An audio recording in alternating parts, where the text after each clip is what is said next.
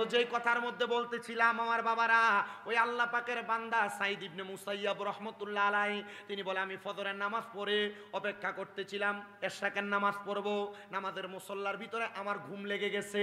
ঘুম লাগার পর হঠাৎ করে আমি ঘুমের ভিতরে স্বপ্ন দেখতেছি একজন ব্যক্তি আমার সামনে দাঁড়ানো। এই ব্যক্তিটার শরীরের নাভি থেকে মাথার তালু পর্যন্ত ভালোই দেখা যায়, কিন্তু নাভি থেকে পায়ের তালু পর্যন্ত আগুন জ্বলতেছে ধাউ ধাউ করে। বড় মারাত্মক বিষয় না? আমি তাকে দেখে প্রশ্ন করলাম, এ ভাই তোমার শরীরের কেন এমন অবস্থা? সে আমার বলে আমার শরীরের এই যে নাভি থেকে মাথা পর্যন্ত ভালো, নাভি থেকে পায়ের তালু পর্যন্ত জ্বলে, এটার কারণ হইল আমার দুই মেয়ে। মাইয়ারে দুনিয়াতে রাইখা যাবেন, এ মাইয়া আপনার জাহান্নামের কারণ কি হইতেছে দেখেন। হুজুর আপনার দুইটা মেয়ের কি কারণ? বলে হুজুর আমি দুনিয়ার জমিনে আমার একটা মেয়ে জন্ম দিয়েছিলাম, যার বয়স ছিল 13 বছর। তাকে আমি কোরআন সুন্নাহ মোতাবেক চালাইছিলাম, সে সুন্দরভাবে চলছে, আর এই ব্যক্তি এখনো আমল করে। আল্লাহ তাআলা এই মেয়ের কারণে আমার অর্ধেক শরীর নাজাত দিয়া রাখছে। কিন্তু আমি যখন দুনিয়াতে ইন্তেকাল করি, আমার একটা মেয়ের বয়স ছিল, আমার একটা মেয়ে তার মায়ের গর্ভে ছিল 5 মাসের। আমি ইন্তেকাল করার 6 মাস পর, আমি ইন্তেকাল করার 5 মাস পরে ওই মেয়েটা দুনিয়াতে আগমন করেছে। আগমন করার পর আমার স্ত্রী এবং আমার বড় মেয়েটা ওই মেয়েটাকে আল্লাহওয়ালা কোরআনওয়ালা বানাইতে পারে নাই। ওই মেয়েটা দুনিয়ার ভাব ভঙ্গিমার সাথে চইলা বেপরদা হয়ে গেছে, বেহায়াপনা করছে, মানুষের মাঝে চলাচল করছে। এবার এই মেয়েটা বেপরদা হওয়ার কারণে আমার এই কবরের মধ্যে আমার অর্ধেক শরীর আগুনে জ্বলতেছে। এ যুগের হাট এলাকার পর্দার অন্তরালের আমার মা বোনেরা, তোমরা যারা বেপরদা চলো, পরপুরুষের সামনে চেহারা দেখায় দেখায় হাঁটো, আবার এইটা বেপরদা না। এখন আমাদের সমাজে বুরকার মাধ্যমে বেপরদা চলে। হুজুর কেমনে? আরে বুরকা পরব মায়েরা এই কারণে তাদের শরীরের কোনো কিছু বোঝা যাবে না, দেখা যাবে না। আর এখন বুরকা পরে এত টাইট, এটা উলঙ্গ থাকলে যা দেখা যাইতো, বুরকা পরলে তার শরীরের সব দেখা যায়। এমন জাতের মহিলাও বাংলার সমাজে আছে না? না, আপনার কাছে এটা বোরকা মনে হয়? এটা বেহায়াপনার মূল মাধ্যম। মা বোনেরা যারা ছোট ছোট জামা কাপড় পরেন, এটার কারণে আপনারা দুজকে জ্বলবেন, আপনাদের বাবা আপনাদের ভাইয়েরা দুজকে জ্বলবে। মা বোনেরা যারা কাপড় পরেন, আপনাদের পেটের অর্ধেক অংশ দেখা যায়, এটার কারণে দুজকে জ্বলা লাগবে। তো সাবধান, সতর্ক, এটার কারণে আপনারা দুজকে যেহেতু জ্বলবেন, এই কর্মগুলা ত্যাগ করা দরকার। সাইদ ইবনে মুসাইয়াব বলে আমি আবার হাঁটতে হাঁটতে তালাশ করলাম কোন ব্যক্তি স্ত্রীর গর্ভে সন্তান রাইখা মারা গেছে। অনেকক্ষণ পরে আমি খুঁজে পাইলাম অমুক ব্যক্তির ঘর। আমি তাদের দরজার সামনে যায় দাঁড়ায়া সালাম দিলাম, আসসালামু আলাইকুম ওয়া রাহমাতুল্লাহ। ঘরে থেকে আমারে কোনো সালামের জবাব দেয় না। আবার সালাম দিলাম, আসসালামু আলাইকুম ওয়া রাহমাতুল্লাহ, আমার কোনো সালামের জবাব দেয় না। আবার সালাম দিলাম, আসসালামু আলাইকুম ওয়া রাহমাতুল্লাহ, সালামের জবাব তো দিলই না। একটা বালতির মধ্যে কইরা, পানির পাত্রের মধ্যে কইরা একটা মেয়ে এলোমেলো চুলওয়ালা আমার সামনে এসে কিছু ময়লা পানি আমার গায়ে ফিক্কা মেলা মারছে। আমার গায়ে পানিগুলা মারার পর আমি চিন্তা করলাম কত দুষ্ট একটা মেয়ে, আমি ঘর থেকে চলে যাব। এমন টাইমে পেছন থেকে একটা মেয়ে আমার ওয়ালাইকুম সালাম বলে জবাব দিয়েছে। আমি রাগান্বিত হইয়া তার দিকে তাকাইলাম না। আমি 3 বার সালাম দিয়েছি, সে আমারে 3 বার জবাব দিলে তার দিকে ফিরবো। আমারে দ্বিতীয়বার জবাব দিয়েছে, আমি তার দিকে তাকাইলাম না। তৃতীয়বার জবাব দিয়েছে, তার দিকে তাকাইলাম না। এবার চতুর্থবার ওই মেয়েটা আমারে সালামের জবাব না দিয়ে আমারে উল্টা সালাম দিছে। এ যুগের হাটের মুমিন মুসলমানেরা, কারোর ঘরের সামনে গেলে 3 বার সালাম দিবা, জবাব না পাইলে ফিরা চলে আসবা। হুজুর না না, আমরা এগুলা করি না, আমরা ডাইরেক্ট অমুক ভাই আসুনি কইয়া ঘরে ঢুইকা যায়। আরে বাবা, একটা সন্তান তার মা বাবার ঘরে ঢুকার আগেও সালাম দিয়া প্রবেশ করা নবীর সুন্নত। সালাম ছাড়া প্রবেশ কইরো না। মনে রাখবা, সালাম ছাড়া প্রবেশ করলে সুন্নাহ বিরোধী কাজ হবে। সালাম ছাড়া প্রবেশ করলে ওই ঘরের মধ্যে জিনের মতো বাজে জিন আক্রমণ করবে। নাউজুবিল্লাহ। কষ্ট হইতেছে আপনারা? তারা পানি বন্ধ করছেন, মাইকের আওয়াজ শুনেনি? একজন খবর দেন যান না, ফাঁকা না, পানির আওয়াজ। আমার মুমিন মুসলমানেরা, চতুর্থবার সালাম মন দিয়া আল্লাহ তাআলা কুরআনুল কারীমে ঘোষণা করে ওয়া করনা ফি বুয়ুতিকুন্না ওয়ালা তাবাররাজনা তাবাররুজাল জাহিলিয়াতিল উলা, তোমরা তোমাদের নারীদেরকে জাহিলিয়া যুগের মহিলাদের মতো বের হতে দিও না। বের হতে দিবা তারা ইফতিজিং এর শিকার হবে, তারা ধর্ষণ হবে। দেখেন বাংলাদেশে বেশিরভাগ ধর্ষণ যারা হচ্ছে, এই ধর্ষিত মেয়েরা এরা পর্দা করে না, চুল এলোমেলো ছাইরা বেড়ায়, বুকের কাপড় দেখে ঘুইরা বেড়ায়, এদের শরীরের মধ্যে পর্দার কোনো চিহ্ন থাকে না।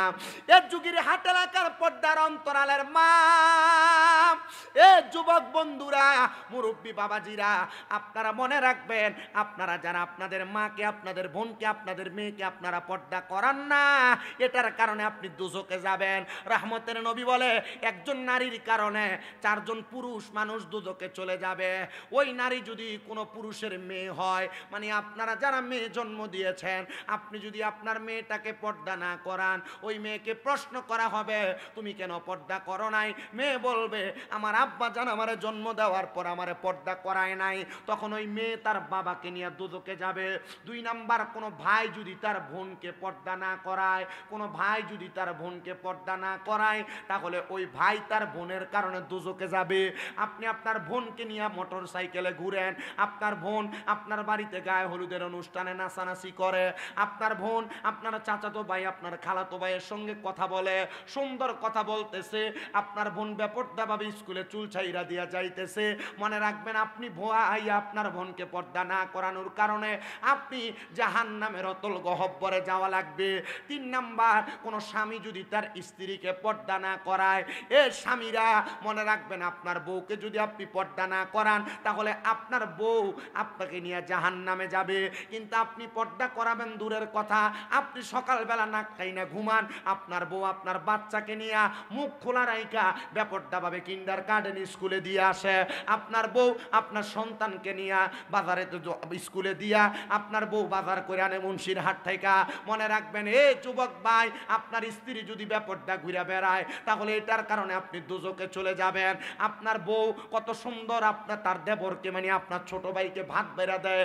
আমরা সমাজে দেবরের সামনে ভাবি না গেলে কথায় কথায় বইলা ফেলে, যাইবে না কি হইব, এটা তোমার ভাইয়ের মতো।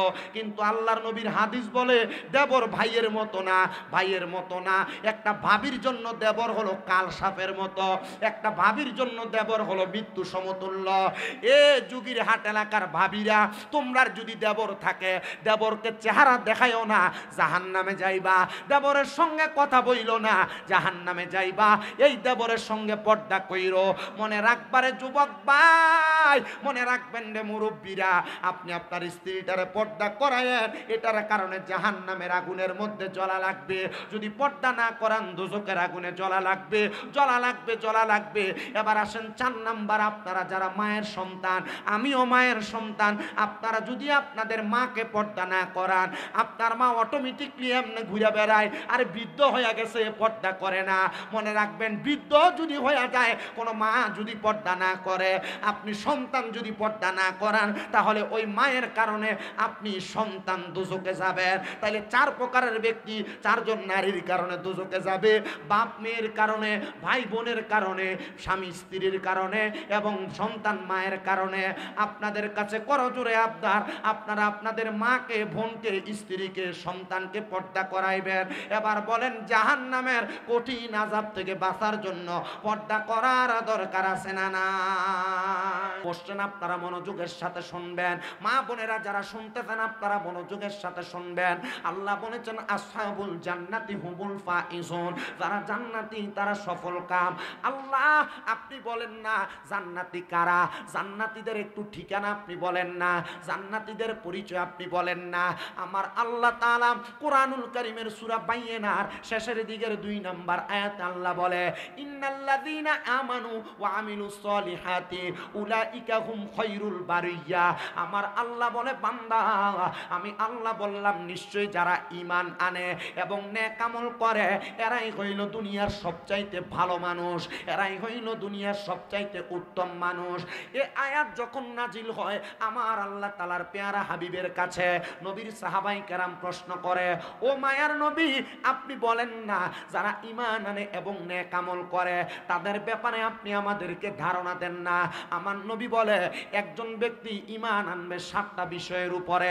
জবান বন্ধ নাই, জোরে জোরে বলেন, একজন ব্যক্তি ঈমান আনবে কয় বিষয়ের উপরে? 7 বিষয়ের উপর ঈমান আনবে।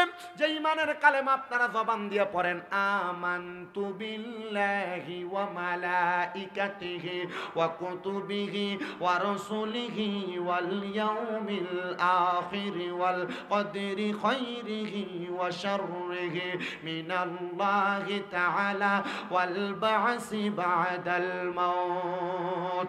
এক নাম্বার, আপনাকে আল্লাহর প্রতি ঈমান আনতে হবে।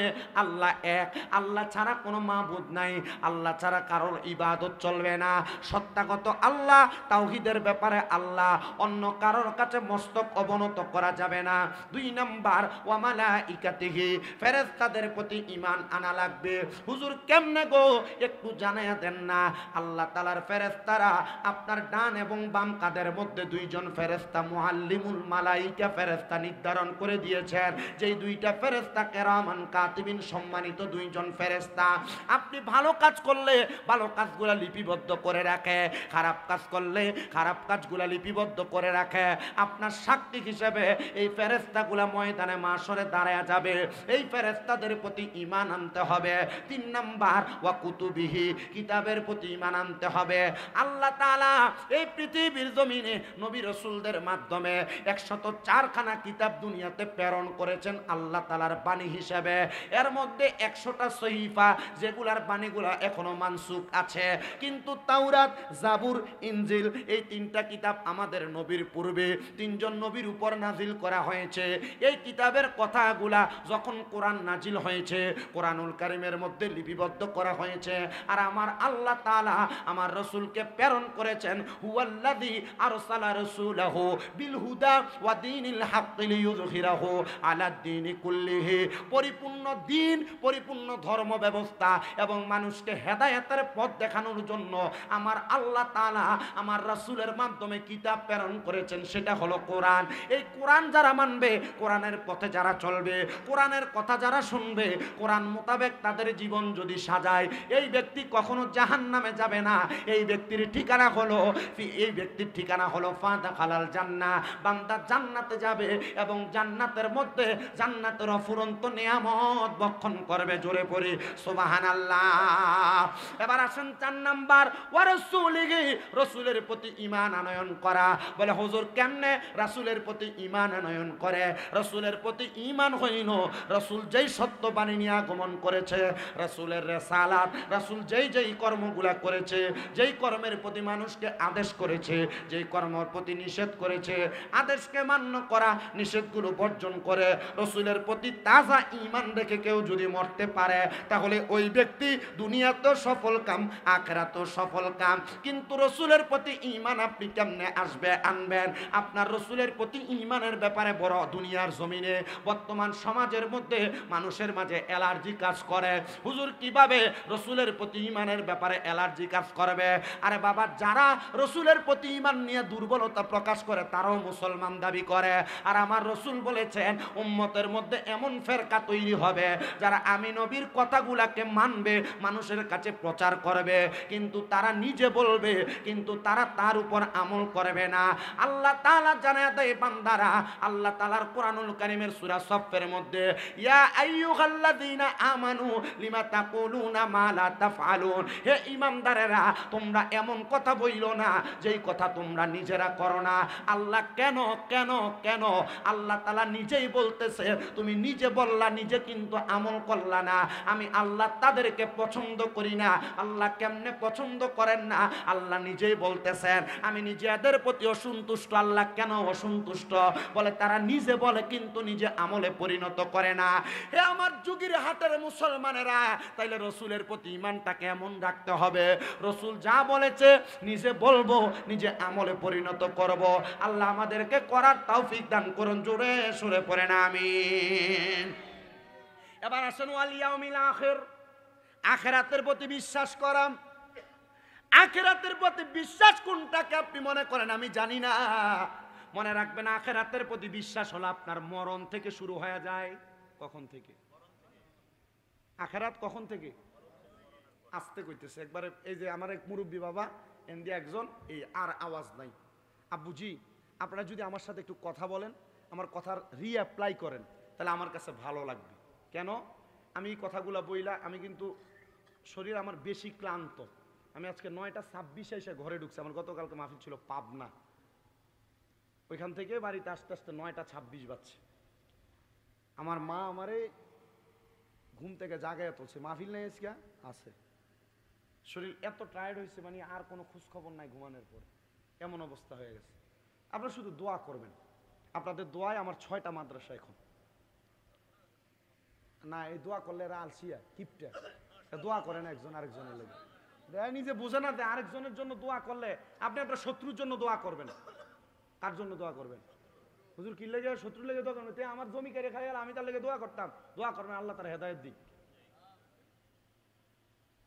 এই দোয়া করবেন না? আর তাকদিরু লা ইয়ারুদ, মানুষের তাকদির পরিবর্তন হয় না, ইল্লা বিদুআ, দোয়ার কারণে পরিবর্তন হয়। আপনি দোয়া করবেন, আপনার জন্য সে দোয়া করা লাগবে না। আপনি যখন তার জন্য দোয়া করবেন, সে যখন এই দোয়া থেকে উপকৃত হবে, তখন আপনাকে আল্লাহ তাআলা নিজেই দান করবে। এই যে পিছনে যারা আছে এরা জবাব দেয় না, কথা কয় না, আওয়াজ দেয় না। এক লোক ভিক্ষা করতে গেছিল, এজায় দেখতেছে মাশাআল্লাহ এই এলাকাতে 10 তলা এক বিশাল বাড়ি, আর লগে দিয়ে ভাঙ্গা যে একটা ঘর। চিন্তা করলো বড় লোকের বাড়ি, এত তাড়াতাড়ি তারার বাড়িতে ভিক্ষার লেগে যায় কোনো লাভ নাই। পাশে ভাঙ্গা টিনের ঘর দেখে হ্যাঁ এই ঘরে গেছে ভিক্ষার লেগে। এজা কয় আল্লাহর হস্তে কিছু ভিক্ষা দেন। টিনের ঘরের মালিক এর 5 টাকা ভিক্ষা দিচ্ছে। এ ভিক্ষা পাইয়া দোয়া করছে, আল্লাহ ভাঙ্গা টিনের ঘর, মনটা করো কত ভালো, আমার 5 টাকা ভিক্ষা দিছে, তুমি তারা লাখ লাখ টাকার মালিক বানাও। এ খুব খুশি হয়ে গেছে।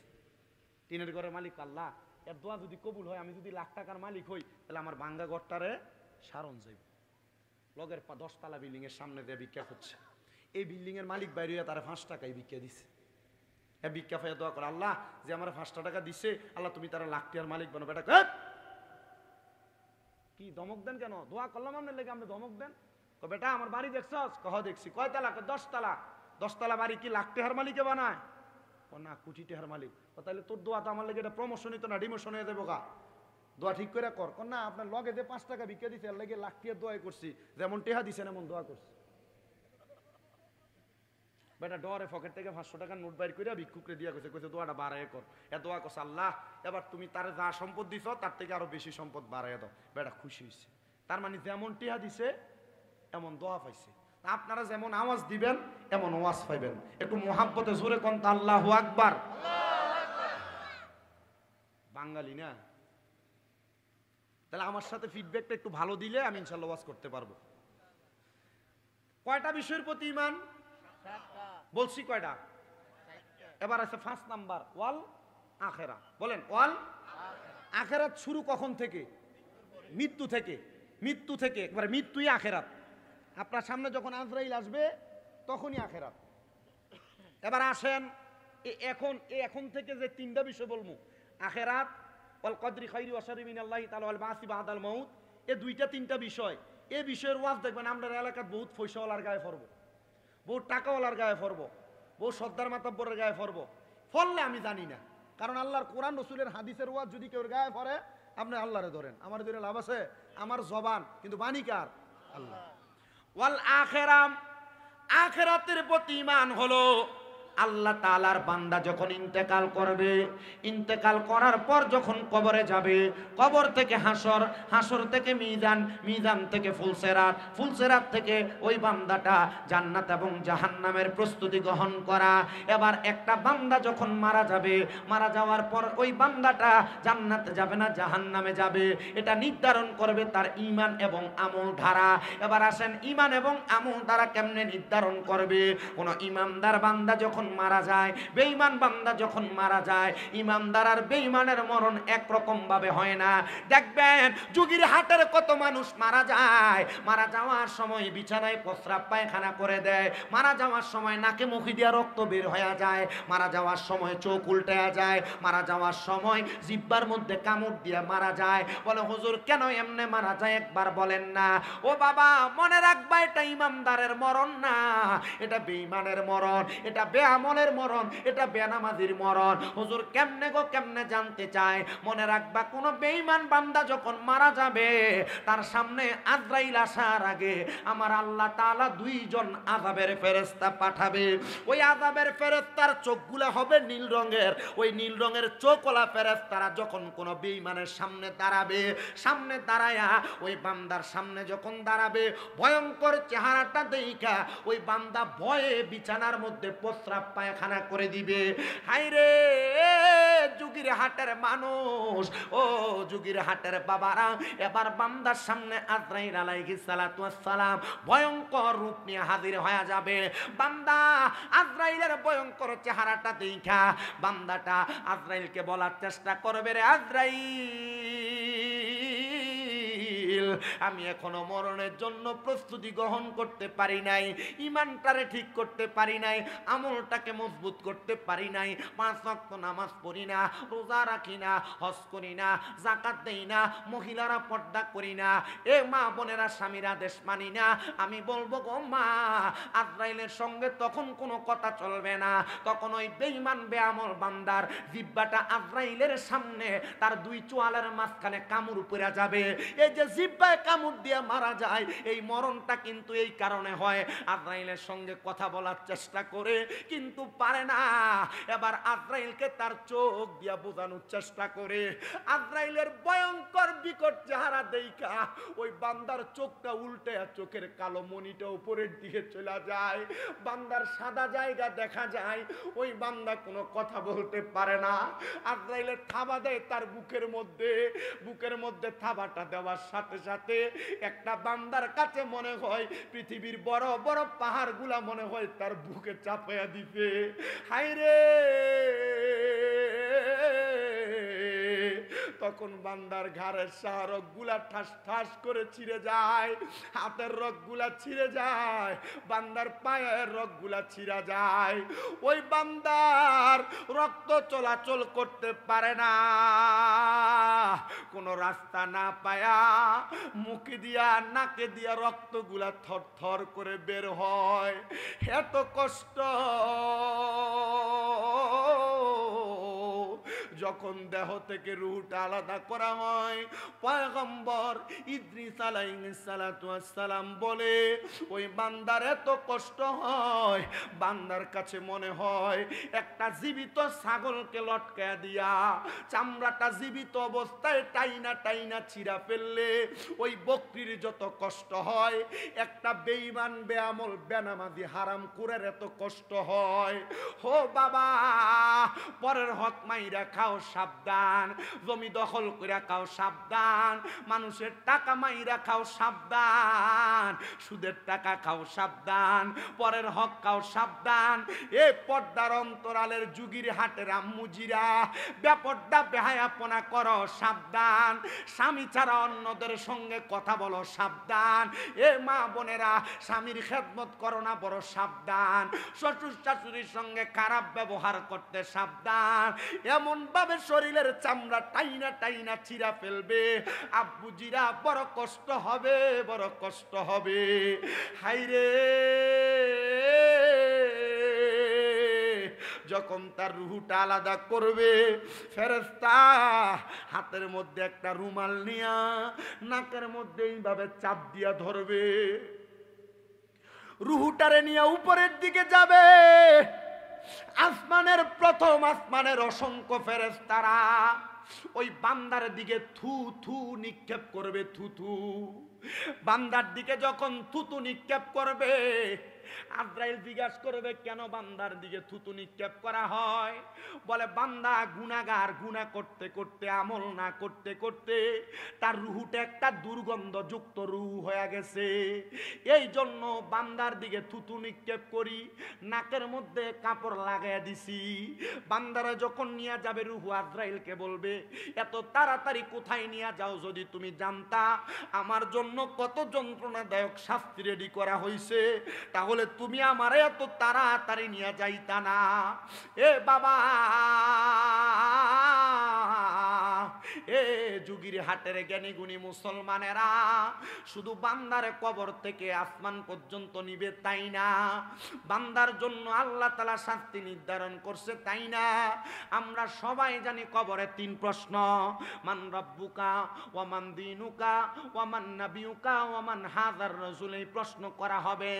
কিন্তু আপনি কি জানেন ওই কবরের মধ্যে যাওয়ার পর সবাইকে 3টা প্রশ্ন করবে না? বলে হুজুর কেন? আর যেই ব্যক্তি না যাই না গুনাহ করছে তারে প্রশ্ন করে বাঁচানোর চেষ্টা চলবে। কিন্তু আপনি জানেন গুনার কাম এটা, আপনি জানার পর আবার গুনাহ করেন, এটা কুফরি। আপনি গুনার কাজকে গুনাহ যাই না বারবার করে, এটা কুফরি। আপনার এলাকার ভিতরে অনেক সুদখোরে সুদ খায়, এ জানে এটা সুদ খাওয়া গুনার কাম, জানার পর বারবার সে সুদ খায়। বলে হুজুর কারণটা কি? এটা তো জানে তবুও কেন খায়? এর কাছে বড় মজা লাগে। আমরা কুমিল্লাতে আমরা এলাকার এক সুদখোরের কাহিনী শুনলে বড় অবাক হইবেন। এ সুদ খায়, সুদের টাকা লাগায়, বছরে 1,30,000 কইরা। এক লোক তার থেকে 5 লাখ টাকা হাওলাত নিয়ে গেছে, জিজ্ঞাসা করছে 5 লাখের সুদ কত? কয় বছরে 1.5 লাখ। 5 বছর রাখতে 12.5 লাখ টাকা সুদ আসছে। যে বেটা ভুক্তভোগী সুদ নিছে কয় ভাই 5 লাখ টাকাই তো সুদে আসলে এখন 12.5 লাখ দিমু কেমনে? জায়গা বিক্রি করে দিছি। বাইরে তুই যদি পারস আমার কাছ থেকে 2.5 লাখ কম নিয়ে 10টা লাখ লয়ে যা, তুই তো ডাবল পাইবি। কয় তুই যে আমার সুদের টাকা 2 টাকা কম দিবি, সুদ খানার কারণে আল্লাহ দে কবরে আমারে ফিডাইবো, একটা বাড়িকে আমারে কম কইরা দিব। মানে হ্যাঁ জানে আল্লাহ দে কবরে ফিটবো, তবুও খায় সুদ। আপনারা বলেন আপনাদের এলাকায় যারা সুদ খায় এরা কি জানে না? কথা বলেন, আসেনি সুদখোর? কম না বেশি? দেখবেন বহু এলাকার ভিতরে সুদখুটির ধরে নিয়ে মসজিদের সভাপতি বানা। কথা কন না কেন? বহু এলাকায় দেখবেন এই সুদখুর ঘুষখুরে ধরে নিয়ে মসজিদের সেক্রেটারি বানায়। বহু জায়গার ভিতরে দেখবেন এই সুদখুর ঘুষখুরে ধরে এলাকা সর্দার মাতাব্বর বানায়। আর এডি কেমন বেশরম, সুদ খায় ঘুষ খায় সর্দারি করতে যায়।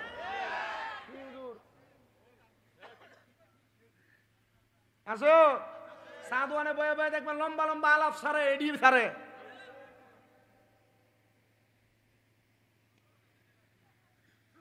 এলাকার ভিতরে সুদের ব্যবসা করে না, এখন ডিজিটাল সুদ। 10-15 লাখ টাকা ব্যাংকে রাখে, নাম দিছে এফডিআর। 10 বছর পরে 10 লাখে একসাথে 20 লাখ তোলে। এটা হালাল? আপনাদের কষ্ট হইতেছে নাকি? এই তারা কাছে ভাই তামারুক রেডি আছে না? দিয়ালেন ইনফয়জনে দিয়ে লেবেন, কি করবেন আর তারা যদি কষ্ট হয়। সুদ করে আসেনি এলাকায়? আরেকটা সুদ আপনার বউ আপনারে ফার্ম দিয়া খাওয়া, এটা হলো ডিপিএস। আসেনি? আপনার বউ দেখবেন আপনার কথার কথা কয়ে লাইছে, তুমি যে যা কামাই করো সব শেষ করে লাও, তা আমরা জিফুদের একটা ভবিষ্যৎ আছে না, আমরা একটা ব্যাংকে ডিপিএস খুলি। আপনারা কথা কন না কেন? না না না, মারিত বাড়ি দিলে গুনাগার সাথে আছে কেমনে কবে, নিজে তলে তলে করে রাখছে। কথা কোন এই জাতের সুদখোর আছে না নাই? এ মোহাব্বতে বলেন আছে না নাই? আবার এখন এলাকার মধ্যে পুরুষ মানুষেরা সুদ খায় না, দেখবেন বাড়ি বাড়ি বেরিয়েতে সুদের ব্যবসা করে। চাচার কাছে যদি কয় ও কাকা আমার 10,000 টাকা হাওলাতে না, কয় আমার কাছে নাই, তো চাচির কাছে তার বইনে দিছিল লাগাইবার লাগিয়া।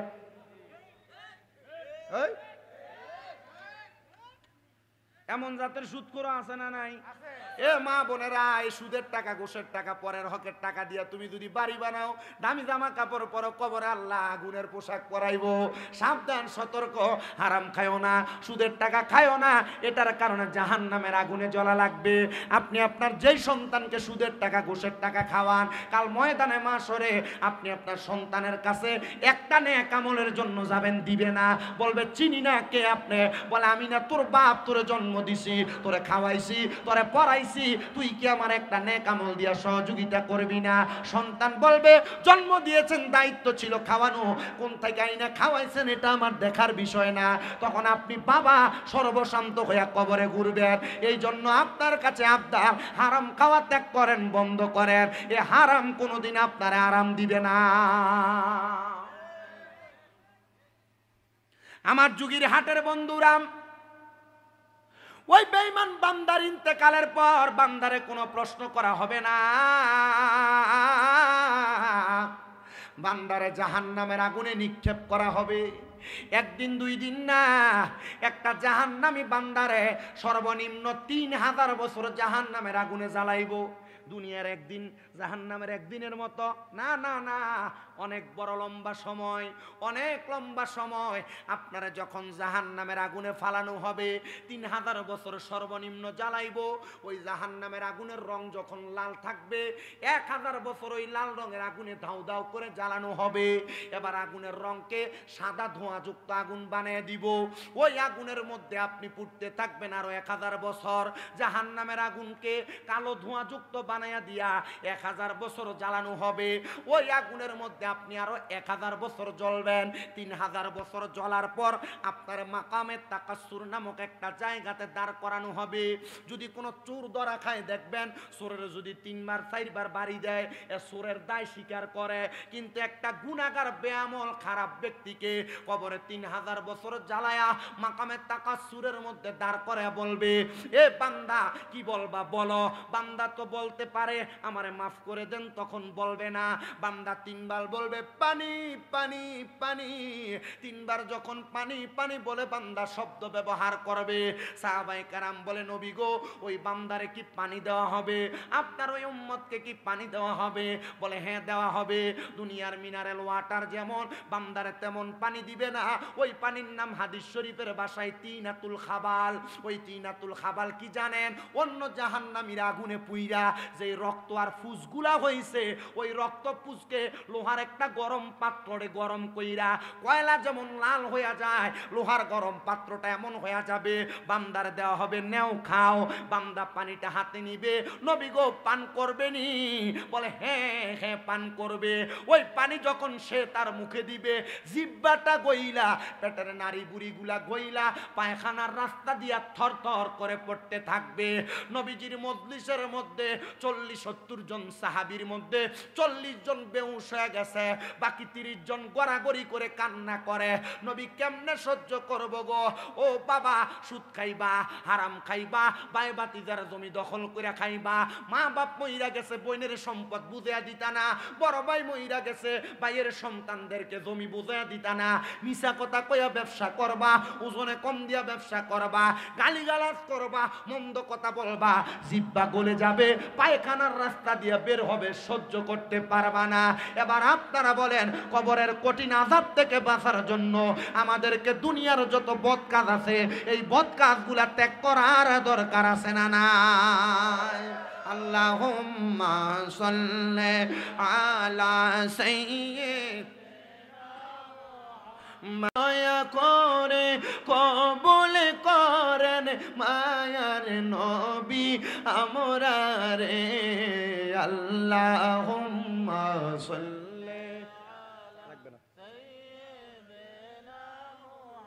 মদনবিয়ানা শাফিয়ানা মাওলানা।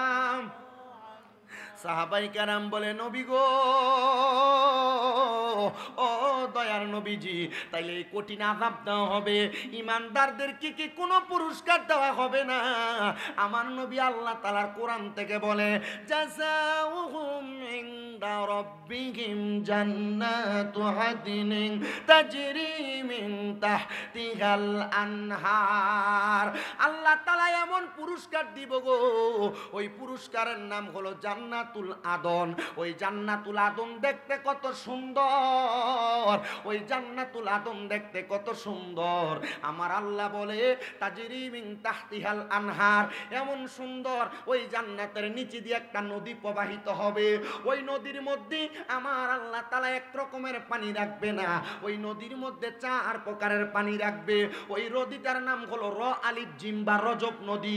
ওই রজব নদীর মধ্যে যখন ফেলানো হবে, একজন বান্দাকে রজব নদীতে 4 রকমের পানি পান করানো হবে। এক রকমের পানি হলো কাউসারের পানি, যেই পানি পান করলে কিয়ামতের আগ পর্যন্ত বান্দার পিপাসা লাগবে না। 2 নাম্বার একটা পানি আছে, ওই পানিটার নাম হলো সারাবান তাহুরা, পবিত্র পানি। আপনাদের এলাকার অনেক যুবক দেখবেন তারা নেশা করে, মদ পান করে, ইয়াবা ট্যাবলেট খায়, গাঞ্জা সেবন করে। এমন নেশা করো সোনার বাংলাদেশে আছে না নাই? আরে আব্বু জিরা নেশা করে লাগে এলাকার কলডি পর্যন্ত চুরি করে লয়ে থাকা আছে। ফেতি চোর বহুত কল লয়ে গেছে বেটা করে মসজিদের চিন্তা করছে কোন সুস্থ সবল ব্যক্তি নেশা করে নাই ড্রাগ এডিক্টেড না এ ব্যক্তি কি জীবনে মসজিদের কল চুরি করবে? জীবনে কোনো ভালো মানুষের কোনো কিছু একটা পাতাও নাড়বে না। এই নেশাখোর যারাই নেশাখোরদের কারণে এলাকায় দেখবেন কোনো রাস্তার কল থাকলে কল থাকে না, লাইট দেয় সামান্য একটা লাইট, লাইটের লোভ ছাড়তে পারে না, লাইট খুলে রয়ে থাকে চুরি করে। এই জ্বালায় বহু এলাকার ভিতরে রাস্তায় মানুষ লাইট দেয় না। এখন আমি বহুত জায়গায় আমরা নিজের এলাকায় রাস্তা দিয়ে আসা যাওয়ার সময় আমি কয়েকজনের দিয়ে গেলে ও আল্লাহ আপনারা টাকা পয়সা কম দেয় নাই, এই রাস্তাটা অন্ধকার থাকলে লাইট দিতে পারেন না? বাতিজা মিনিমাম 10-15 বার দিছি, লাইট দেওয়ানোর পরের দিন সকালে দেখি আর লাইটটা নাই। তো নেয় কে? কয় এলাকার ফুটটা কুট্টি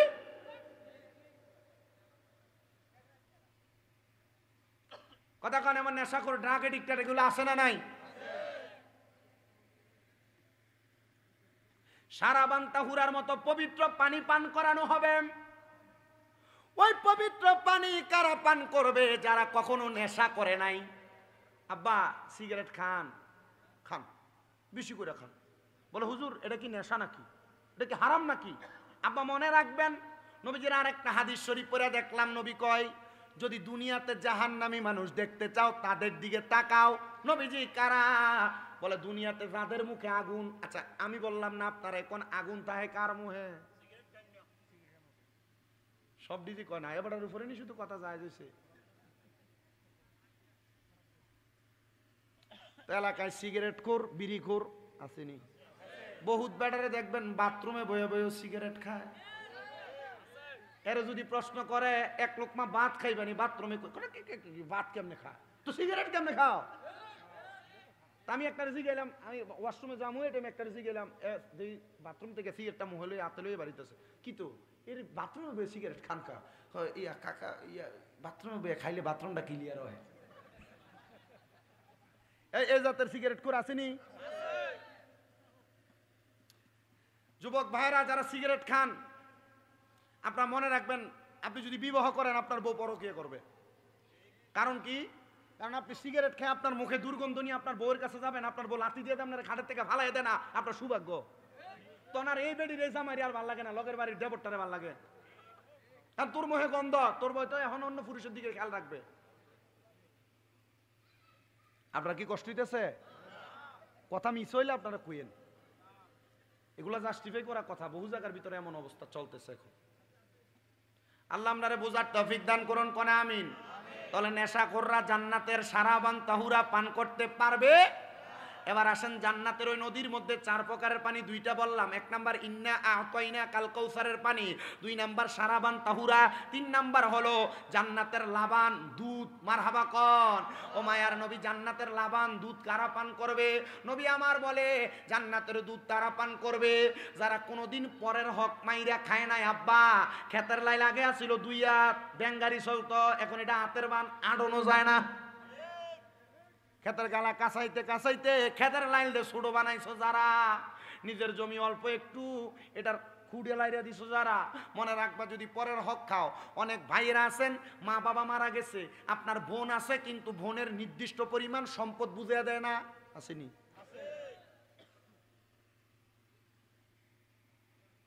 আপনারা যারা ভাই আছেন, আপনারা যারা এটা করেন না, মনে রাখবেন আল্লাহর কাছে জালেম হিসেবে আপনি উঠবেন।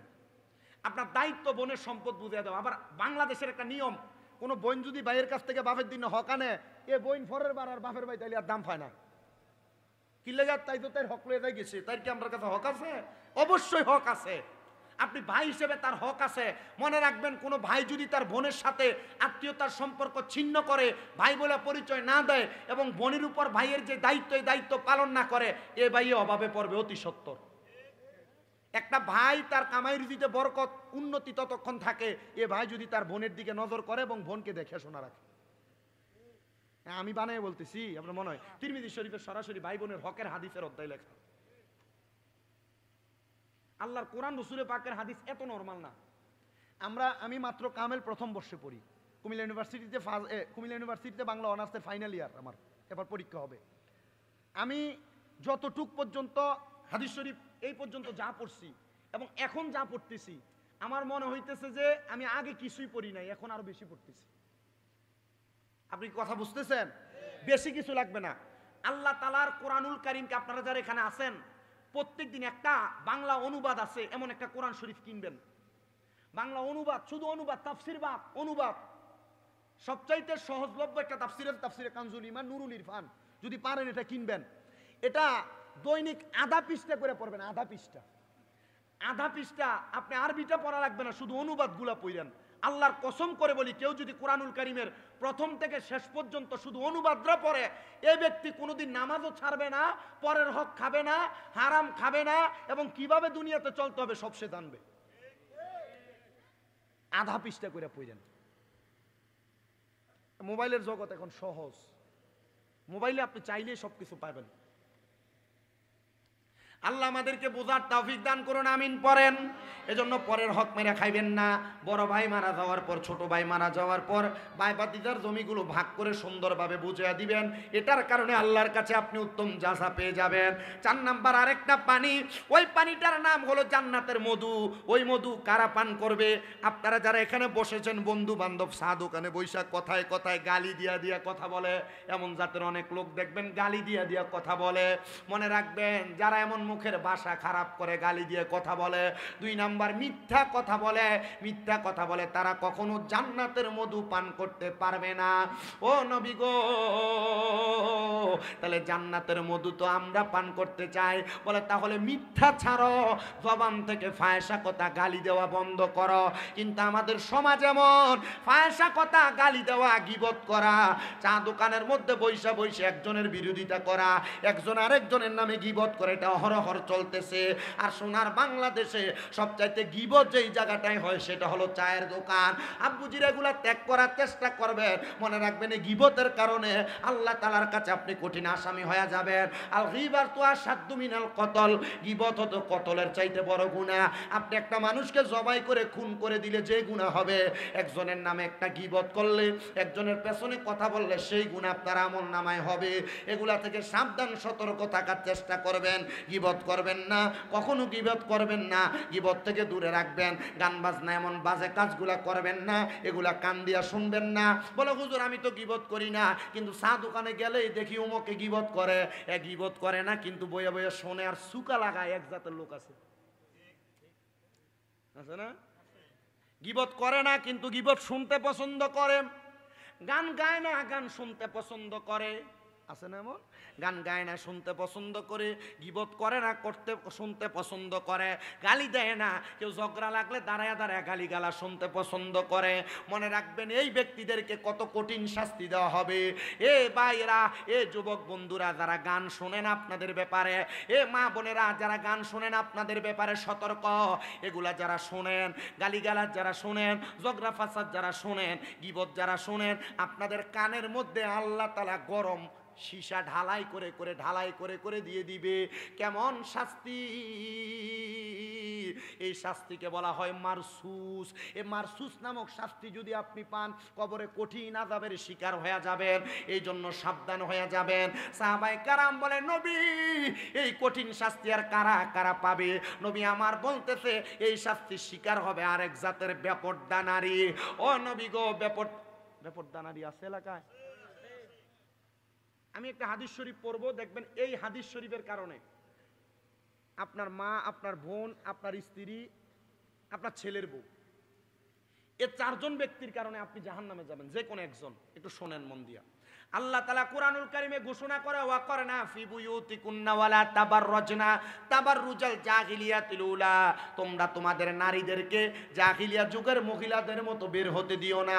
বের হতে দিবা, তারা ইফতিজিং এর শিকার হবে, তারা ধর্ষণ হবে।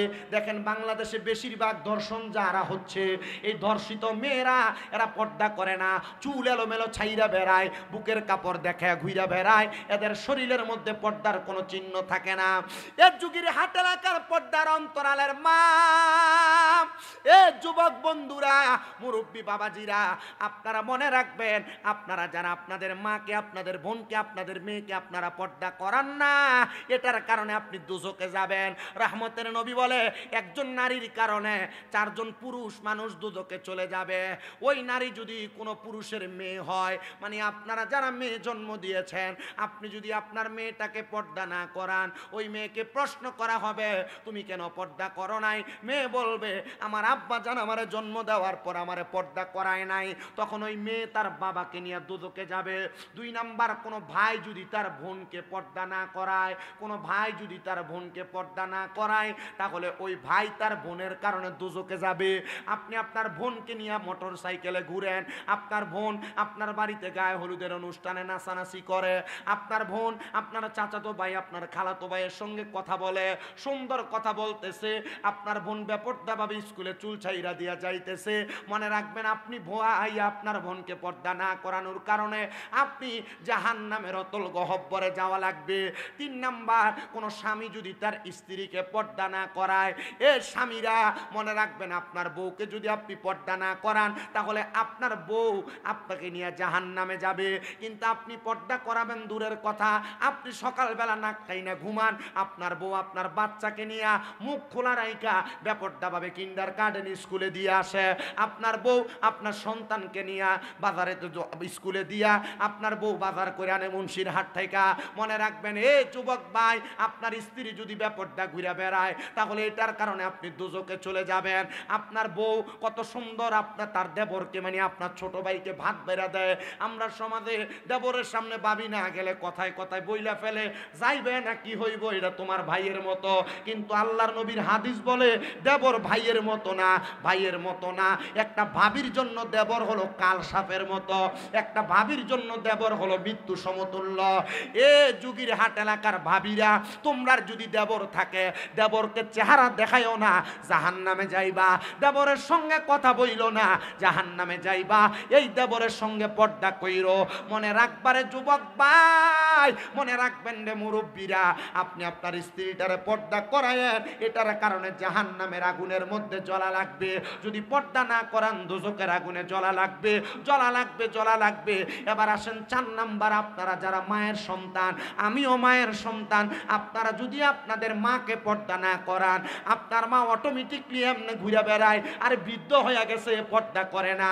মনে রাখবেন, বৃদ্ধ যদি হয়ে যায়, কোনো মা যদি পর্দা না করে, আপনি সন্তান যদি পর্দা না করান, তাহলে ওই মায়ের কারণে আপনি সন্তান দোজখে যাবেন। তাহলে 4 প্রকারের ব্যক্তি, 4 জন নারীর কারণে দোজখে যাবে। বাপ মেয়ের কারণে, ভাই বোনের কারণে, স্বামী স্ত্রীর কারণে এবং সন্তান মায়ের কারণে। আপনাদের কাছে করজোরে আবদার, আপনারা আপনাদের মাকে, বোনকে, স্ত্রীকে, সন্তানকে পর্দা করাইবেন। এবার বলেন, জাহান্নামের কঠিন আযাব থেকে বাঁচার জন্য পর্দা করার দরকার আছে না নাই? করাইবেন নি? কেমনে পর্দা করবেন কেমনে? আপনি তো বেপর্দা যেমনে হয় এই সিস্টেম করে দেন। বাড়ির ভিতরে গায়ে হলুদ হয়, কত সুন্দর গায়ে হলুদের অনুষ্ঠান, মায়া বইয়া থাকে, ভাই স্বাস্থ্য ভাই, জ্যাঠতো ভাই, খালতো বই না ইয়া হলদি লাগাই হলো কথা কয় না কা। যদি হলুদের অনুষ্ঠান না করে, এই মুরব্বী কয় কি তা বিয়া লাগাইছ, মারামারি লাগে কি? আপনি ঠিক কইলেও ঠিক, না কইলেও ঠিক। গায়ে হলুদের অনুষ্ঠান করেননি বিয়াত? হ্যাঁ, মাতালারে করে না। তুই আরো আগে যাও, গান তোমার মোবাইল তুমি চলে, শতান হলা কনানকা। এখন একটু বন্ধ হয়েছে নি? আপনার সিস্টেম আছে, আপনারা দাওয়াতে যাবেন না, এরা দাওয়াত দিবে না, এদের দাওয়াতে যাওয়ার দরকার নেই। হ্যাঁ, চিন্তা করে হুজুর সমাজ রক্ষা করতাম, যে সমাজ রক্ষা আপনার জাহান্নামে যাওয়ার কারণ হবে, এই সমাজ আপনি রক্ষা করার দরকার নাই মিয়া। এটি ঠিক কয়, আবার গান বাজনার ভিতরে গায়ে হলুদের পরে যে বিরিয়ানি খাবা, এটা খাওয়ানোর লেগে শেষ রাত পর্যন্ত বয়ে দেয়। এটাও ঠিক, এটাও ঠিক। মনে রাখবেন, আরেক কথা আছে, এই যে বিয়ের ভিতরে গায়ে হলুদ হয়, গান বাজনা হয়, আমরার মধ্যে দেখবেন পাঞ্জাবি লাগে, হুজুররা এই বিয়ে করায়। আবার হুজুরে আবার বিয়ের পরে দোয়া করে, আল্লাহ এই বিয়ের মাধ্যমে তারা যে সন্তান হবে, একটা নেক সন্তান দেন। তো আপনি হারাম ডিজে ফাটির কনসার্ট গান বাজনা করে বিয়ে করাইছেন, এই বিয়ের ভিতরে নেক সন্তান নেবো, এই ফুতে বড় হইয়া তার মারে আর বাপরে কি লাইব? আপনি হারাম কাজ দিয়ে বিয়ে শুরু করলে এই বিয়ে থেকে নেক সন্তান হইব? এটা আর কইলাম না, এটা বেশি কঠোর হয়ে যাবে। তাইলে বিয়ের ভিতরে গান বাজনা চলবে? আপনি মনে রাখবেন, মনে করেন আপনার এ হুজুরকে আপনি কষ্ট নেবেন নি কোনো, এ হুজুরকে দিয়া বোঝায়, এ হুজুরের বাড়িতে বিয়া, হুজুরের বাড়িতে গান বাজনার আয়োজন করছে হুজুরের ছেলেরা, আয়োজককে ছেলেরা। এই গান বাজনার আয়োজনে আইসা যারা যারা গান শুনবে, নাচবে এবং ব্যাপারটা যে মহিলা হবে, তারা এগুলা কইরা যে গুনাহ হবে, এই গুনার কাজের আয়োজন যারা কইরা দিছে সেম সমান গুনার অপরাধী তারা হবে। আপনি মনে করেন আমি নাচলাম, আমি নাচছি, আমি গুনাহগার হইলাম, কিন্তু আমার এই নাচার জন্য যে আগ্রহ তৈরি করে দিছে এই ব্যক্তি, আমার যা গুণ হইব তার অটোমেটিক আপনি গুণ হইব। আপনার এলাকায় গান বাজনা যে হয়, যারা গান বাজনা করে এরা কি আপনি মনে করেন এমনি হইব? আমার এক স্পিকারওয়ালা, এই দোয়ান স্পিকার দোয়ানওয়ালা প্রশ্ন করছে, তো আমরা থেকে নিয়ে যেটি করে আমনে হমান অপরাধী হইবেন। আমি তো বাড়া দিই, আমি আপনি এই গুনার কাজে আপনি সহযোগিতা করেন। হ্যাঁ, চিন্তা করবো মা হুজুর এটা কি থাকে, এটা না থাকলে তো হয়তো না। হ্যাঁ, এটা না থাকলে হয়তো না, এটা দরকার, ওয়াজ মাহফিলে চলে না, এটা লাগে, কিন্তু গান বাজনার ভিতরে দিয়ে আপনি সহযোগিতা করছেন না, আপনি সমান গুনাহগার। এবার আসেন, মনে রাখবেন, আপনারা যদি আপনাদের আত্মীয় স্বজন মহিলাদেরকে পর্দায় না ঢুকায় দিয়ে যান, একজন বাবা যদি তার মেয়েকে পর্দাশীল না বানায়া যায়, তাহলে তার মেয়ের কারণে সে কবরে গেলে দুজকের আগুনে কেমনে জ্বলবে। আল্লাহ তাআলার খাস একজন বান্দা, জিনার বাড়ি হলো খোরাসান এলাকার মধ্যে, ওনার জীবনী পড়তে যে আমি পাইলাম, উনি খোরাসান থেকে অনেক দেশে সফর করেছে। উনি বলেন, আমি একদিন রাত্রবেলা সজাগ অবস্থায় আমার সারা রাত্র কাটাইলাম। আমার স্বভাব ছিল আমি ফজরের নামাজ পড়ে, 2 রাকাত নামাজ আছে, ফজরের পরে সূর্য উঠলে 2 রাকাত নামাজ পড়ে, এটা কি নামাজ কয়? এশরাক। কন্যা কি নামাজ কয়? এরা যারা নতুন শুনছে এশরাক, চিন্তা করতেছে ফজর, জোহর, আসর, মাগরিব, এশা 5 ওয়াক্ত জানি, এশরাক পাইলেন কো? আরে এডি ছাড়া আরো নামাজ আছে। সূর্য ওঠার সাথে সাথেই নামাজ পড়ে এশরাক, সূর্য ওঠার পর থেকে সূর্য ডুবার আগ পর্যন্ত আরো 2 রাকাত নামাজ আছে, যেটা চাস্তের নামাজ অথবা দোহারের নামাজ কয়। মাগরিবের নামাজ আদায় কইরা 6 রাকাত নামাজ আছে, যে নামাজটারে কয় আওয়াবিনের সালাত। কেউ যদি টানা 30 দিন অথবা 40 দিন এই সালাত আদায় করে, তাহলে এই ব্যক্তির 12 বছর ইবাদতের সওয়াব পাবে। এতে শাওয়াল মাস যাইতেছে, 6 রোজা রাখছেন নি? রাখেন। এই 6 রোজা যারা রাখবে তাদের আমল নাই পুরো 1 বছর রোজা রাখার সওয়াব হবে। আমি কিন্তু কথার ফাঁকে ফাঁকে অনেকগুলো আমলের কথা বলে দিয়ে যাচ্ছি, আপনাদের কেমন লাগতেছে আমি বুঝতেছি না। তবে আমার জানা মত, আমি যতটুকু জানি, বেড়াইতের থেকে আমার ওয়াজ বেশি বেরিয়েতে শোনে। আল্লাহ আপনাদেরকে কবুল করুন। শুধু এই 2-3টা নামাজ না, আরো নামাজ আছে। ফজরের আগে তাহাজ্জুদের নামাজ, এই সালাত তাহাজ্জুদের নামাজ পড়ে কেউ যদি আল্লাহর কাছে কোনো কিছু চায়, ওই চাওয়া যদি সঠিক হয়, আল্লাহ তাআলা 3 মাসের ভিতরে তারা দেয়। 3 মাস। আমার চোখের দেখা সাক্ষী, আমি অনেককে নসিহত করছি তাহাজ্জুদের সালাতের। ক্যান্সারের রোগীর ক্যান্সারের মতো কঠিন রোগ ভালো হয়েছে তাহাজ্জুদের নামাজের কারণে। সন্তান হয় না এমন অনেক মহিলার সন্তান হয়েছে তাহাজ্জুদের কারণে। আর আমার ভক্তবৃন্দ, আমি দেখাইতে পারবো আপনারা, আলহামদুলিল্লাহ।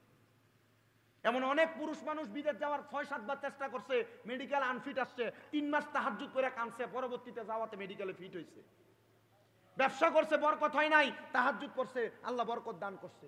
কঠিন রোগে আক্রান্ত, তাহাজ্জুদ করছে, আল্লাহ তাআলা এই ব্যক্তির কঠিন রোগ থেকে শেফা দান করছে। বড় কঠিন ইবাদত, বড় পাওয়ার মতো ইবাদত। শুধু তাহাজ্জুদ এই 4টা নামাজ, ইশরাক, চাশত, আওয়াবিন এবং তাহাজ্জুদ এই 4টা না, আরো নামাজ আছে। বলে হুজুর কি নামাজ? নফল সালাতের ভিতরে একটা সালাত আছে, যে সালাতটা হইল সালাতুত তাসবিহ নামাজ। যে সালাতুত তাসবিহ নামাজ পারলে দৈনিক একবার, না পারলে সপ্তাহে একবার, না পারলে মাসে একবার, না পারলে বছরে একবার, না পারলে জীবনে একবার হইল পড়া একটা বান্দার জন্য বড়ই সাফল্যমণ্ডিত করার কাজ। সালাতুত তাসবিহ নামাজ একটু সময় লাগে, মোটামুটি 25-30 মিনিট লাগে পড়তে। আরো আছে আরেকটা সালার নাম সালাতুল ইস্তেসকা, বৃষ্টি না হইলে এই নামাজ আদায় করে। 6টা নামাজ। না আমার চা লাগতো না, আমি কথাটি কই একটু বাহ্যিকে, গরম লাগে। কতক্ষণ হয়েছে মাইক ধরছি যে? অনেক সময় হয়ে গেছে না, 10:30 না, 40-এ শুরু হয়েছে। আরো কিছু শুনবেন নি আপনারা? যদি শোনেন আমি বলবো, আর নাইলে আমি বাড়িতে যেতে পারলাম, আমি ঘুমাইতে এরম। আল্লাহ কবুল করেন, আমিন পড়েন। আমি কথাগুলো বইলা শেষ করি। সালাতুত তাসবির পরে আরেকটা নামাজ আছে, সালাতুল ইস্তেসকা। এই নামাজ পড়ে বৃষ্টি যদি না হয় আল্লাহর কাছে দোয়া করলে বৃষ্টি দেয়। আরেকটা নামাজ আছে সালাতুল হাজত। হুজুর সালাতুল হাজত কি? সালাতুল হাজতের নামাজ হচ্ছে আপনার মনে করেন কোনো মনের আশা পূরণ হইতেছে না, মনের আশা পূরণ হচ্ছে না, আপনি নামাজ পড়বেন, নামাজের নিয়ত করবেন আল্লাহু আকবার, সূরা ফাতিহা অন্য সূরা মিলাবেন, দ্বিতীয় রাকাত সূরা ফাতিহা সূরা ইখলাস 3 বার পড়বেন, পড়া সিজদাতে যা সুবহানা রাব্বিয়াল আলা 3 বার 4 বার 3 বার 5 বার 7 বার 9 বার পড়ার পর আপনার যে মনের আশা আকাঙ্ক্ষা এটা সিজদায় বাংলাতে বলবেন। এটা সালাতুল হাজত। বলেন সালাতুল হাজত। পাইলাম কয়টা নামাজ? 7টা। আরেকটা নামাজ আছে সালাতুল খাইরের নামাজ, নফল ইবাদত 100 রাকাত। কয় রাকাত? 100 রাকাত। 2 রাকাত 2 রাকাত করে পড়ে। প্রথম রাকাতে সূরা ফাতিহা একটা সূরা মিলাবেন, দ্বিতীয় রাকাত সূরা ফাতিহা 10 বার সূরা ইখলাস পড়বেন। সালাতুল খাইরের নামাজ, এই 8টা নফল নামাজ। এটি তো 5 ওয়াক্ত নামাজের পরে, তাহলে 13টা ওয়াক্ত পাবেন আপনি। এমন আরো মানে সর্বমোট 50টা নামাজের নামাজ। কয়টা আমি জানি না আর কি, 50টার নাম, 50টা নামাজ। বলে হুজুর এটি কোনটি? ওই যে নবীজি মেরাজে গেছিলেন, নামাজ ছিলেন কয় ওয়াক্ত? আমরা পড়ি কয় ওয়াক্ত? আর 45 ওয়াক্ত কই? এই 5 ওয়াক্ত পড়লে আপনি 50 ওয়াক্তের সওয়াব পান, ঠিক এটা জানেন তো? 50 ওয়াক্তের সওয়াব পাওয়া যায়। কিন্তু এই 50 ওয়াক্ত যে পড়ছে নবীজির জীবনে এগুলো আদায় করছিলেন, এগুলা কি কি নামাজ? তা আপনি এই 13 ওয়াক্ত পড়ে দেখান নাকি? 13 ওয়াক্ত 5 ওয়াক্তর পরে যে 8টা কইছি 8টাকে পড়েন, দেখবেন সময়টা হয় ফান্নার পড়ার লাগা। আল্লাহ আমরারে কবুল করেন, কোন আমিন। আর মোহাব্বতের আওয়াজে কোন আমিন। আর জবান খুলে জুড়ে পড়েন আমিন। এটা আনো স্যার, এই এটা স্যার, এটা আনো এনে। আমি খাই না, আমি খাইলে অনেকে স্যারটাও করবো, ইটটা থেকে যাবো। এখন আপনি এটা নিয়ে দিলে তো এরা খাইবো, এবার এরা ভালো লাগতো না। এটা না হয় না, রাহ আমার মনে কষ্ট নিয়েন না আব্বা, উদয় না খাওয়ানোর দরকার নেই, এটা পরে আমরা ভাগযোগ করে খাইলাম। আমরা বক্তা দাওয়াত দিচ্ছেন, বৈতাল মার্কা বক্তা। আমি কোনো হুদা শিক্ষিত বক্তা না, আমি মোটামুটি যা পড়ালেখা করি তা মানুষের কাছে বলি। এর থেকে 2-1টা নসিহতের কথা বলি, এর থেকে মানুষ হেদায়েত হইলে আলহামদুলিল্লাহ। কথা বুঝছেন তো? আপনার দোয়া করেন। আমি আমার খেদমত একজনকে আল্লাহ এক এক দিক দিয়ে খেদমত করা, আমি আমার মাদ্রাসাগুলো দিয়ে খেদমত করতেছি। আল্লাহ তাআলা কবুল করেন, পড়েন আমিন। মোহাব্বতের আওয়াজে কোন আমিন। পর্যায়ে কেন আসছেন, কারণটা কি? হুজুর ডাক দিয়া কয়, মা আমি আজকে তাহাজ্জুদ নামাজের পরে ফজরের নামাজ পড়া এশরাকের নামাজের অপেক্ষা করতেছিলাম। মা গো, আমি এশরাকের নামাজের জন্য অপেক্ষা করতে করতে ঘুমিয়ে গেছি। আমি ঘুমের ভিতরে দেখেছি তোমার আব্বাজান আমার স্বপ্নে আসছে। তোমার আব্বাজানের অর্ধেক শরীর আগুনে জ্বলে, অর্ধেক শরীর ভালো। এখন বুঝতে পারলাম তোমার এই বোনটার জন্য তোমার আব্বা জাহান্নামে জ্বলে। ওই বোনটা একটা লাফ দিয়ে হুজুরের পায়ে পড়ে গেছে, হুজুর মাফ করে দেন, আমি তো আমার আব্বাজানকে জীবনে দেখি নাই, আমার জন্মের 5 মাস আগে আমার আব্বা মারা গেছে। হুজুর আমি কেমনে আমার আব্বাজানের জাহান্নামের কারণ হইলাম? আমি তো আমার বাপরে দেখি নাই। বলে তুমি বেপরদা চলো, বেহায়াপনা করো, এই জন্য তোমার আব্বাজানকে তুমি দেখো নাই, না দেখো জাহান্নামের কারণ হইয়া গেলা। মাইয়া ডাক দিয়া কই, হুজুর যেই বাবা আমার জন্মদাতা, ওই বাবা যদি আমি কন্যার জন্য জাহান্নামে জ্বলে, আমি কন্যা এটা সহ্য করতে পারবো না। এ হুজুর আপনি বলেন না কোন কাজের কারণে আল্লাহ আমার আব্বাকে মাফ করে দিবে?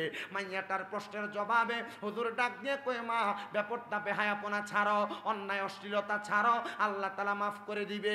মাইয়া কই, হুজুর আপনার নসিহত গ্রহণ করলাম, আর ব্যাপারটা বেহায়াপনা করব না। মাইয়াটা যখন গ্রহণ কইরা ব্যাপারটা বেহায়াপনা ছাড়ছে, মাইয়াটা 5 ওয়াক্ত নামাজ পড়ে। 5 দিন পরে 7 দিন পরে ওই আল্লাহর উনি সাইদ ইবনে মুসাইয়াবের সামনে, হুজুর আমার আব্বাকে এখন ভালো আসেনি। হুজুরকে এটা তো আমি স্বপ্ন দেখেছি, এখন তুমি তোমার আব্বারে জিগাও। হুজুর কেমনে জিগাইব গো, আমার আব্বা তো কবরে। বলে রাস্তা আছে রে, ওই রাস্তাটার মাধ্যমে জিগাও। হুজুর কেমনে গো, একটু কারণটা বলেন। বলে তোমার কাছে আমার একটা নসিহত, ওয়া মিনাল লাইলি ফাতাহাজ্জাদ বিহি নাফিলাতান লাকা আসা আইয়াবাসাকা রাব্বুকা মাকামাম মাহমুদা। আমার আল্লাহ আমার নবীকে বলেছেন আপনি রাতের কিছু অংশে তাহাজ্জুদের নামাজ পড়েন। যদি আপনি তাহাজ্জুদের নামাজ পড়েন, অতি সত্বর আপনার মাকামে মাহমুদ প্রশংসার জায়গা দান করা হবে। এই আয়াত যখন নাজিল হয় আমার নবী আল্লাহর কাছে বলেছেন, আল্লাহ আমি তাহাজ্জুদ পড়লে আমারে মাকামে মাহমুদ দিবেন, কিন্তু আমার উম্মত যদি পড়ে উম্মতরে কি দিবেন? আমার আল্লাহ তাআলা ঘোষণা করেছে নবীর কোন উম্মত তাহাজ্জুদ পড়ে যা চাইবে আল্লাহ তা দিয়া দিবে। ও হুজুর, তাইলে আমি তাহাজ্জুদ পড়ে আমার আব্বার কথা স্মরণ করলে আব্বারে দেখতে পাবো। আপনাদের যাদের মা নাই, আপনাদের যাদের বাবা নাই, মারে দেখতে মন চায়, বাবারে দেখতে মন চায়, তাহাজ্জুদ পড়ে কান্না করবেন, দেখবেন আপনার মা বাবারে আপনি তাহাজ্জুদের কান্না করার সময় দেখা যাবেন। হুজুর কেমনে? আরে আব্বা মা বাপ জান্নাতি না জাহান্নামী? তাহাজ্জুদ নামাজ পড়ে চেষ্টা করলে আপনি মা বাবার জান্নাত জাহান্নামের খবরও বলতে পারবেন।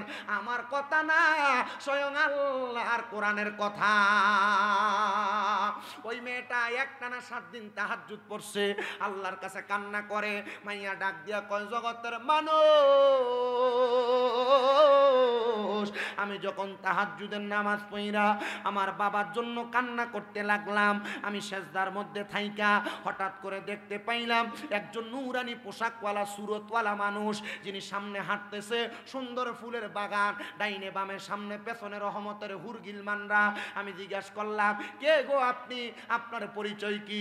উনি ওনার মাথা থেকে সাদা কাপড়টা উঠায়া ডাক দিয়া কয়, মা আমি হইলাম তোমার জন্মদাতা বাবা। ও বাবা, আপনার না অর্ধেক শরীর আগুনে জ্বলেছে, অর্ধেক ভালো ছিল, এখন কেমনে আপনি শান্তি পাইলেন? আমার আব্বা আমার জবাব দিয়েছে, এ মা তুমি পর্দা করার কারণে, নামাজ পড়ার কারণে, ইবাদত করার কারণে, বেহায়াপনা ছাড়ার কারণে, অশ্লীলতা ছাড়ার কারণে আল্লাহ তাআলা আমি বাবাকে মাফ করে দিয়েছে। ভাইয়েরা আমার, বন্ধুরা আমার, আপনার কারণে আপনার বাবা মার কবরে যেন আযাব না যায়। ওই যে বলেছি মুমিনেরা জান্নাতে যাবে। কেমনে যাবে? আল্লাহ তাআলা বলেন, রাদিয়াল্লাহু আনহুম ওয়া রাদু আন, আমি আল্লাহ যারার প্রতি খুশি এবং যারা আমি আল্লাহর প্রতি সন্তুষ্ট তারাই জান্নাতে যাবে। আল্লাহ তারা কারা? কয় যালিকা লিমান খাশিয়া রাব্বা, আমি আল্লাহর সবচাইতে ভয় করে যারা। ও বাবা, আল্লাহরে কেমনে খুশি করবেন? খুতবার মধ্যে হাদিস শরীফ পড়েছি, রাদার রব্বি ফি রিদাল ওয়ালিদাইন, আম্মা আব্বারে খুশি করতে পারলে আল্লাহরে খুশি করতে পারবেন। সাকাতুর রব্বি ফি সাকাতিল ওয়ালিদাইন, আম্মা আব্বার অসন্তুষ্টি করলে আল্লাহর অসন্তুষ্টি করে ফেলবেন। মনে রাখবেন, মা বাবার অসন্তুষ্ট রাইখা কবরে যাবেন, শান্তি পাবেন না, নাজাত পাবেন না। আম্মা আব্বার অসন্তুষ্ট করেন না। সন্তান আম্মা আব্বার অসন্তুষ্ট করবে কি করবে না এটা তোমার সিদ্ধান্ত বাবা, কিন্তু তোমার স্ত্রী তোমারে কথার কথাই বলেছে, তোমরা 2-3 ভাই তুমি একাকির লেগে তোমার মা বাপরে খাওয়াও। এই কথা শুই না মা বাপরে অনেক ফুতেরা জুদা করে দেয়। মা বাপ এক সপ্তাহ এই ভাইয়ের ঘরে, আর এক সপ্তাহ এই ভাইয়ের ঘরে ভাত খায়, সকালে এই ভাইয়ের ঘরে, দুপুরে এই ভাইয়ের ঘরে ভাত খায়। আবদার করিলে সন্তানের দলেরা কেউ যদি মা বাপরে জুদা করে থাকো, আলাদা করে থাকো, ধমক দিয়া থাকো, খারাপ ব্যবহার করে থাকো, দে তোর পাও আমার সামনে দে, আমি আমার জিহ্বা দিয়া তোর পাও পরিষ্কার করে দিব। শুধু ওয়াদা করবি, এখান থেকে বাড়িতে যাইয়া মা বাবার পা ধরে মাপ চাইবি। আম্মা আব্বার পা ধরলে তোমার দাম কমবে না, সম্মান কমবে না, গুনাহ হবে না। আম্মা আব্বার পায়ে ধরলে আল্লাহ তাআলা তোমার দাম বাড়ায়া দিবে, সম্মান বাড়ায়া দিবে, ইজ্জত বাড়ায়া দিবে। কিন্তু বর্তমান সমাজের সন্তানেরা মা বাবার পা ছুঁয়ে সালামি করে না। এই যে ঈদ গেছে পা ছুঁয়ে সালাম করে নাই, মৌলবীরা ফতোয়া দিয়া দিছে পা ছুঁয়ে সালাম করা বেদাত। আর এই বেদাত করতে করতে তোমার ইবাদত থেকে দূরে সরায়া রাখতেছে।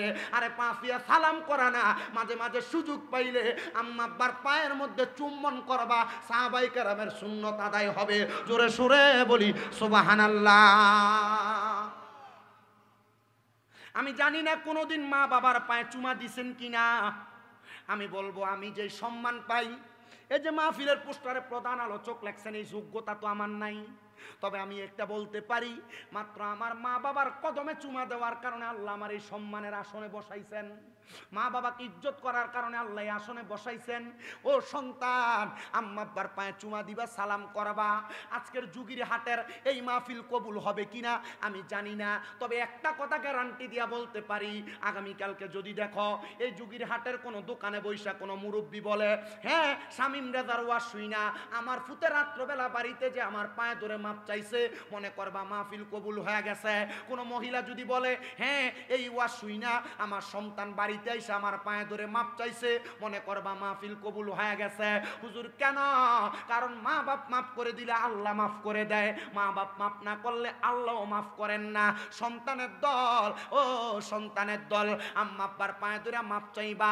আমি জানি না মাপ চাইবা কি চাইবা না, তবে আবদার করব মা বাবার কাছে মাপ চাইবা।